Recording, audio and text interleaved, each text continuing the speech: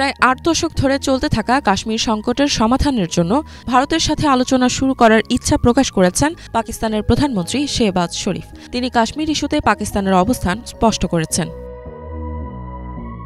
পাকিস্তান সরকারের পক্ষ থেকে কাশ্মীরে আগের মতো স্বায়ত্তশাসিত রাজ্যের মর্যাদা পুনঃপ্রতিষ্ঠা করার জন্য নয়াদিল্লির প্রতি আহ্বান জানিয়েছেন শেহবাজ, যাতে আলোচনা শুরু করার পরিবেশ তৈরি হয়। তিনি আরও বলেন, কাশ্মীরের জনগণের প্রতি পাকিস্তানের আদর্শগত, কূটনৈতিক এবং রাজনৈতিক সমর্থন অব্যাহত থাকবে।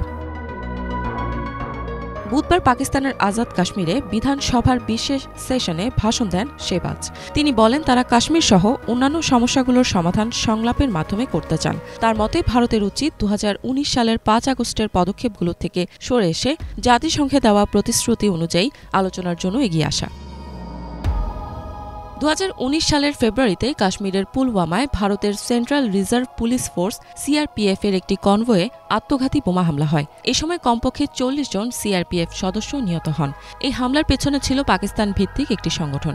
৬ মাস পর ৫ আগস্ট ভারতের পার্লামেন্ট সংবিধান থেকে ৩৭০ নম্বর ধারা ভোটাভুটির মাধ্যমে বাতিল করে। এই ধারা জম্মু ও কাশ্মীরকে স্বায়ত্তশাসিত রাজ্য হিসেবে স্বীকৃতি দিয়েছিল। ধারা বাতিলের ফলে জম্মু কাশ্মীরকে সরাসরি কেন্দ্রশাসিত অঞ্চলে পরিণত করা হয়। এই ঘটনার পর তীব্র প্রতিক্রিয়া জানায় ইসলামাবাদ। পাকিস্তানের তৎকালীন প্রধানমন্ত্রী ইমরান খান ভারতীয়দের সাথে কূটনৈতিক সম্পর্ককে অত্যন্ত নিচু পর্যায়ে নামিয়ে আনেন। সেই সময় থেকে এই পরিস্থিতি অব্যাহত রয়েছে। এদিকে পাকিস্তানের সেনাপ্রধান জেনারেল অসীম মুনির বলেছেন, ভারতের দিকের কাশ্মীর একদিন পাকিস্তানের অধীনে আসবে। তিনি ৫ ফেব্রুয়ারি আজাদ কাশ্মীরের রাজধানী মুজাফফরবাদে বক্তব্য দেওয়ার সময় কথা বলেন। জেনারেল মুনির বলেন, ভারতের জম্মু কাশ্মীরের জনগণ পাকিস্তানের সাথে এক হওয়ার জন্য যে সংগ্রাম করছে, সেই সংগ্রামে পাকিস্তান তাদের পূর্ণ সমর্থন জানাবে এবং কাশ্মীর একদিন পুরোপুরি পাকিস্তানের অংশ হবে। তিনি বলেন, এতে কোনো সন্দেহ নেই, কাশ্মীরের জনগণের ইচ্ছা ও লক্ষ্য অনুযায়ী একদিন এটি স্বাধীন হবে এবং পাকিস্তানের অংশ হবে।